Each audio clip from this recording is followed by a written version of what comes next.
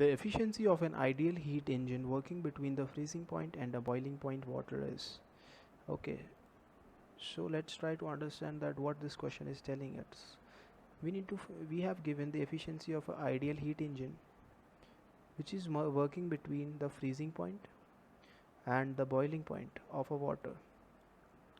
So we have given that water has two properties. One is freezing point and at what temperature the water will go to freeze, and one is the boiling point, that is at what temperature the water will get boiled.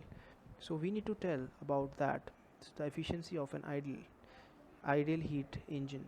So for that, let's see if we know that eta is the efficiency for ideal heat engine, that is 1 minus T2, that second temperature minus upon first temperature. So T2 is the sink temperature and T1 is the source temperature. So we are taking this temperature in we are not taking this temperature in Fahrenheit, we are taking this in Kelvin. So for Kelvin the temperature is 273 and the sink sink temperature is 273 and the source temperature is 373, that is plus 100. So into 100 in order to find this percentage of this eta. So from calculating that, we can find the value of eta as 26.8%. That becomes the efficiency of our heat engine. That is the efficiency of our heat engine of the freezing point and the boiling point.